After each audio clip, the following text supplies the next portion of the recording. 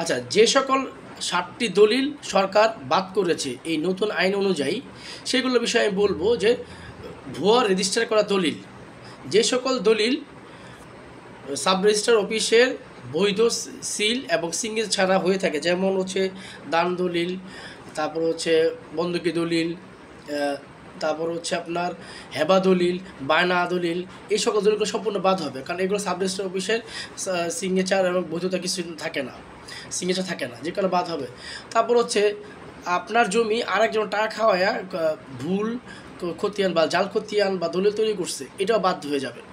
মনে করেন আপনার জমি আরেকজনে খতিয়ানে গিয়ে টাকা খাওয়ায় তার নাম ঢুকাই দিচ্ছে এখানে, এটাও বাদ হয়ে যাবে। কারণ সে নাম ঢুকাইতে পারে, কিন্তু তার কাছে তো কোনো দলিল মানে রিয়েল দলিলের কোনো ইনফরমেশন নাই, বা ভুয়া দলিল যদি করে সেটা ইনফরমেশন তো সবগুলো থাকবে না, কারণ বংশ পরম্পরা পিতা থেকে পিতা, পিতার থেকে পিতা যে আসবে এই অপশনটা তো তখন থাকে না, তো এটা বাদ হয়ে যাবে। এমনকি এটা শাস্তিও কিন্তু আছে, একটু ওয়েট করে আমি বলতেছি। তারপর সে খাস জমি বলতে চরের জমি, নদীর জমি, বন জঙ্গল জমি, পাহাড়ের জমি, এই জমিগুলো অনেকেই করে রেকর্ডে তার নাম ঢুকাই দিয়া ভুয়া দলিল তৈরি করে সেটা দখলদারে যায়, এটাও বাদ হয়ে যাবে। তারপর হচ্ছে ভুল বোঝায়া, মনে করেন একজনের জমি আছে এইটুকু, তার সাথে আরেক দাগের জমি একসাথে মিলায়া ওটা বিক্রি করা হবে।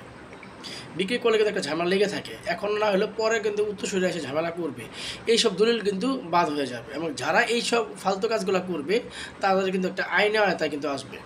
তারপর হচ্ছে যে একটা ভুয়া দলিলের উপর আরেকজনকে পাওয়ার দেওয়া হয়, সেটা কিন্তু বাদ হয়ে যাবে। পাওয়ার বাটনে দেওয়া হয়, সেটা কিন্তু বাদ হয়ে যাবে।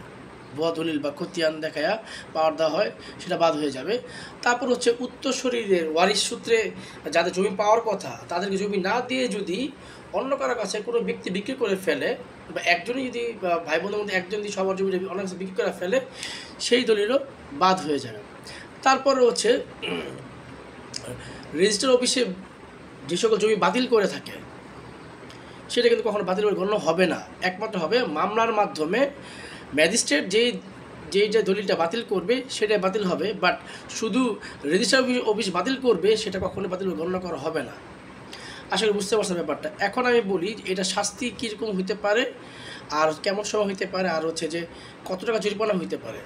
এটা শাস্তি হতে পারে জমির পরিমাণ এবং তার অপরাধের পরিমাণ অনুযায়ী 3 থেকে শুরু করে 5 বছর পর্যন্ত শাস্তি হইতে পারে। আর জরিমানা হইতে পারে জমির পরিমাণ, জমির বর্তমান দাম অনুযায়ী শুরু করে 10,000 টাকা থেকে শুরু করে 10 লাখ টাকা পর্যন্ত তার জরিমানা হইতে পারে।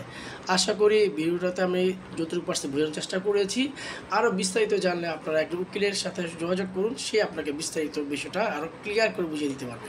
ধন্যবাদ। আমাদের ভিডিওগুলো যদি ভালো লেগে থাকে আমাদের চ্যানেল সাবস্ক্রাইব করবেন, ভিডিও শেয়ার করে অন্যদেরকে জানানোর সুযোগ করে দিবেন। যারা এরকম প্রবলেমে আছে, যারা ক্ষতিগ্রস্ত হচ্ছে, তাদেরকে লিঙ্কটা শেয়ার করে দিবেন, যাতে তারা দেখে যেন এর সঠিক পদক্ষেপ তারা উকিলের মাধ্যমে নিতে পারে।